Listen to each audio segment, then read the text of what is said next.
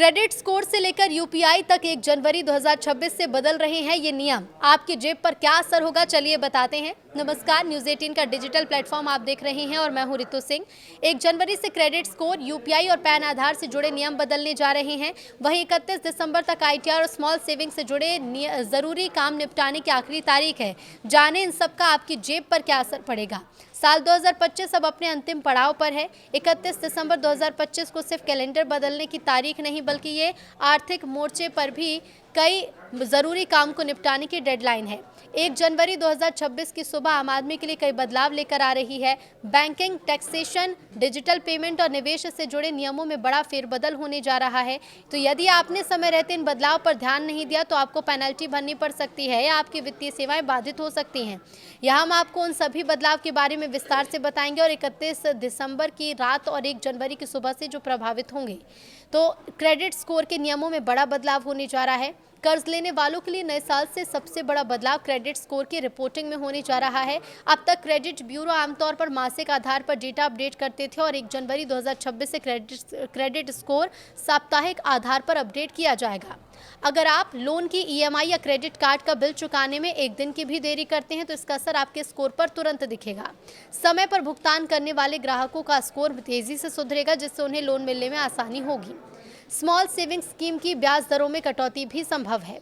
छोटी बचत योजनाओं के निवेशकों के लिए 31 दिसंबर अहम तारीख है। सरकार हर तिमाही ब्याज दरों की समीक्षा करती है।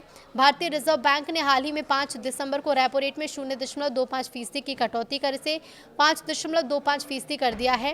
रेपो रेट घटने के बाद बॉन्ड यील्ड में गिरावट आई है। ऐसे में पूरी संभावना है कि 1 जनवरी से शुरू होने वाली तिमाही के लिए सरकार स्मॉल सेविंग स्कीम की ब्याज दरों में कटौती का ऐलान कर सकती है।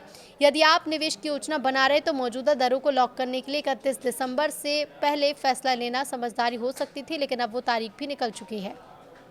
आईटीआर फाइलिंग 31 दिसंबर को आखिरी मौका है। तो वित्त वर्ष 2024-25 के लिए इनकम टैक्स रिटर्न भरने की आखिरी तारीख 31 जुलाई थी। जो करदाता चूक गए थे उनके लिए विलंबित रिटर्न यानी कि बिलेटेड रिटर्न भरने की आखिरी तारीख 31 दिसंबर है।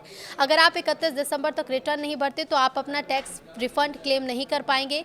31 दिसंबर के बाद रिटर्न भरने के लिए आपको अपडेटेड रिटर्न का सहारा लेना होगा, जो काफ़ी महंगा पड़ेगा। 12 महीने के अंदर ऐसा करने पर टैक्स का 25% अतिरिक्त जुर्माना लगेगा। 24 महीने के अंदर रिटर्न का जमा करने पर कुल टैक्स का 50% अतिरिक्त जुर्माना लगेगा। 36 से 48 महीने की देरी होने पर 60 से 70% तक अतिरिक्त टैक्स चुकाना पड़ सकता है। बड़ा बदलाव एक ये भी है, यूपीआई और डिजिटल पेमेंट पर सख्ती। तो डिजिटल फ्रॉड और बैंकिंग धोखाधड़ी के बढ़ते मामलों को देखते हुए 1 जनवरी 2026 से डिजिटल लेन देन के नियम सख्त हो रहे हैं। सरकार और आरबीआई के निर्देश के अनुसार यूपीआई प्लेटफॉर्म को अब ज़्यादा सख्त केवाईसी प्रक्रिया का पालन करना होगा। ये नियम के तहत मोबाइल नंबर और वेरिफिकेशन के साथ अकाउंट लिंक करने की प्रक्रिया में अतिरिक्त सुरक्षा लेयर जोड़ी जा रही है ताकि फर्जी अकाउंट्स पर लगाम लगाई जा सके।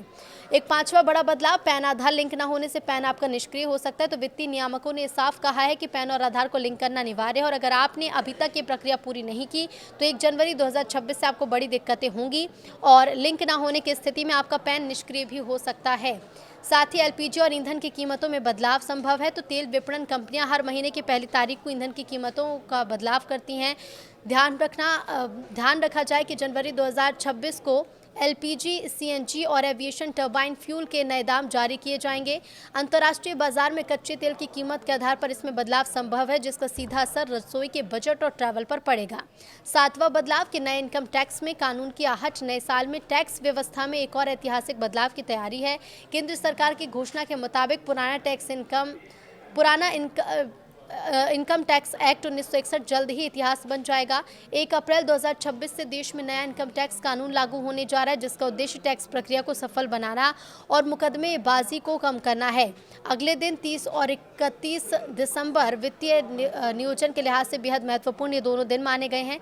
सलाह दी जाती है कि आईटीआर फाइलिंग और निवेश जैसे ज़रूरी काम 31 दिसंबर तक निपटा लें, यानी कि आज निपटा लें, ताकि नए साल में किसी भी तरह का जुर्माना न लगे और सख्त नियमों के असर से बचा जा सके।